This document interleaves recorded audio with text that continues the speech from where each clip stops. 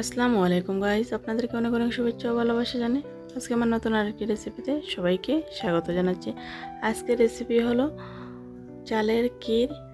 খুব সহজেই পারফেক্টভাবে কিভাবে তৈরি করা যায় আজকের রেসিপি। তো শুভ কাজের জন্য, জন্মদিনের জন্য আমরা সবাই ক্ষীর পায়েস বানিয়ে থাকি। তো তাই আজকে একটি খুবই সহজ সুন্দর চালের ক্ষীরের রেসিপি নিয়ে আসলাম। আপনারা পুরো ভিডিও জুড়ে থাকেন, আশা করছি দেখলে আপনাদের ভালো লাগবে। তো এখানে আমি প্রথমে নিয়ে নিচ্ছি গোবিন্দভোগ চাল, পোলার চাল দিয়ে ক্ষীরটা বানালে খুবই সুন্দর একটা গ্রান আর টেস্টটা খুবই ভালো থাকে। তো আপনারা চাইলে এখানে আতপ চাল বা বাসমতি চাল, খাবার যে কোনো ভাত রান্নার চালও নিতে পারেন। তো এখানে আমি প্রথমে পানি দিয়ে খুব ভালোভাবে ধুয়ে পরিষ্কার করে চালগুলো নিয়ে নিচ্ছি। এখানে আমার চালগুলো ধুয়ে পরিষ্কার করা হয়ে গেছে। এখানে আমি পানি দিয়ে 2 ঘন্টার জন্য এটা ভিজিয়ে রাখবো। 2 ঘন্টার জন্য আমি ভিজিয়ে রেখে দিয়েছি। আমি এবারে 2 ঘন্টা পর ফিরে এসেছি। ভিডিওর শুরুতেই বলছি, ভিডিওটা স্কিপ না করে পুরো ভিডিওটা দেখে নেবেন। আর ভিডিওটি যদি ভালো লেগে থাকে লাইক করতে ভুলবেন না। কমেন্টের মাধ্যমে আপনাদের মতামত জানাবেন। কেমন লাগলো বেশি বেশি করে শেয়ার করবেন। আমার চ্যানেলে যারা নতুন আছেন, আমার চ্যানেলটাকে সাবস্ক্রাইব করে পাশে থাকা বেল বাটনটা অন করে রাখবেন। আমি নতুন ভিডিও আপলোড করলে সবার আগে পেয়ে যাবেন। যারা আমার চ্যানেলকে সাবস্ক্রাইব করে পাশে আছেন সবাইকে জানাই অসংখ্য ধন্যবাদ। এবারে আমি চালগুলো হাত দিয়ে খুব ভালোভাবে ভেঙে নিচ্ছি। একদম ছোটো সাইজের চালগুলো নিয়েছি, গোবিন্দভোগ পোলার চাল, এটা একদম ছোটো সাইজের চাল। তারপরে ভিজিয়ে রাখার পর চালগুলো ফুলে ডবল হয়ে গেছে। তারপরে হাত দিয়ে এরকম ভেঙে ভেঙে আমি নিয়ে নিচ্ছি।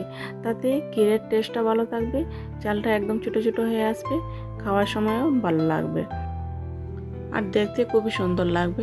যেহেতু এটা ক্ষীর বানিয়েছি, তাতে দুধের মধ্যে তাড়াতাড়ি সিদ্ধ হয়ে যাবে।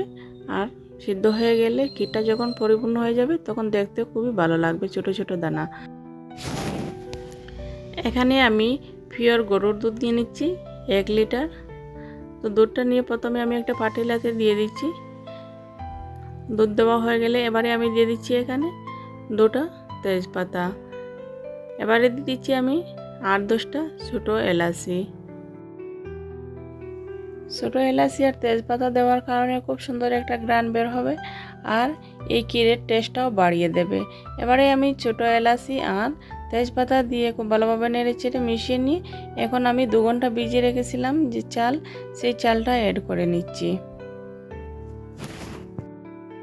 প্রথমে আমি চুলার আঁচ হাই হিটে রেখে 2 মিনিট আমি খুব ভালোভাবে নেড়ে চেড়ে, এরকমভাবে চামচ দিয়ে খুব ভালোভাবে নেড়ে চেড়ে আমি দুধ আর চালটা আমি 2-3 মিনিট আমি ফুটিয়ে নেব। 2-3 মিনিট পর আমি চুলার আঁচ একদম লো হিটে রেখে খুব ভালোভাবে নেড়ে চেড়ে চাল আর দুধ মিশিয়ে নেওয়ার পর আমি এটা চালটা দুধের সাথে সিদ্ধ হতে দেব 7 থেকে 8 মিনিট। খুব ভালোভাবে এটা সিদ্ধ হয়ে যাবে। আমি রেখে দিচ্ছি 7 থেকে 8 মিনিটের জন্য। এরকমভাবে দুধের উপরে একটা চামচ রেখে দিলে দুধটা ফুলে আসে, পড়ে যাওয়ার সম্ভাবনা নেই। তো চুলার আঁচ একদম লো হিটে রেখে এই চামচটা দুধের উপরে রেখে আমি চালটা সিদ্ধ হতে দিচ্ছি। আমি 7-8 মিনিট পর ফিরে এসেছি।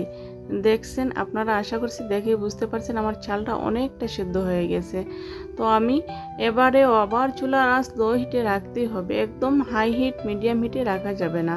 তো লো হিটে রেখে আমি এভাবে নেড়ে চেড়ে নিচ্ছি আরও 4-5 মিনিট। এখানে চুলার আঁচ লো হিটে রাখলে দুধটা তাড়াতাড়ি শুকিয়ে যাবে না, চালটা খুবই সুন্দর হয়ে ভিতর থেকে সিদ্ধ হয়ে আসবে। এবারে আমি উপর থেকে উঠিয়ে নিচ্ছি ছোটো এলাচি আর তেজপাতাগুলা। এগুলা থেকে যা গ্রান বের হওয়ার হয়ে গেছে তাতে খুবই সুন্দর একটা গ্রানও এসে গেছে। তার জন্য এখন আমি এগুলা আগে উঠিয়ে নিচ্ছি। ঈদের দিনের জন্য আমরা শুধু সেমাই বানিয়ে থাকি। চাইলে এই ক্ষীর রেসিপিটা আপনারা ঈদের দিনের জন্য ট্রাই করতে পারেন। আপনারা একবার ট্রাই করলে বুঝতে পারবেন যে কতটা মজাদার এই ক্ষীর রেসিপি। আপনাদেরকে বলবো একবার হলেও ট্রাই করবেন এই রেসিপিটা, আপনাদেরই খুবই ভালো লাগবে।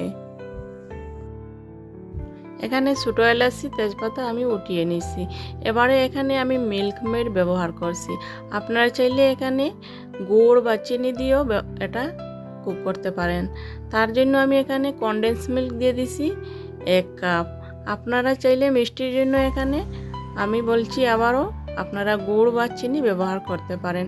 আমি কনডেন্স মিল্ক দিয়ে এই কেকটা রান্না করছি, খুবই সুন্দর, খুবই মজাদার হয়। আপনারা এই কনডেন্স মিল্ক দিয়ে একবার হলেও ট্রাই করে দেখবেন কতটা মজাদার লোভনীয় হয়।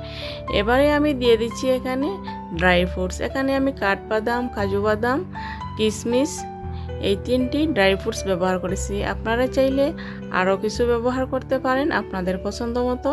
তো এবারে আমি ড্রাই ফ্রুটস আর কনডেন্স মিল্ক দিয়ে খুব ভালোভাবে নেড়েচেড়ে চুলার আঁচ লো হিটে রেখে আমি এটা 5 থেকে 6 মিনিট আবারও কুক করে নিচ্ছি। 5 থেকে 6 মিনিট কুক করে নেওয়ার পর আমার চালটা একদম পুরোপুরি সিদ্ধ হয়ে গেছে।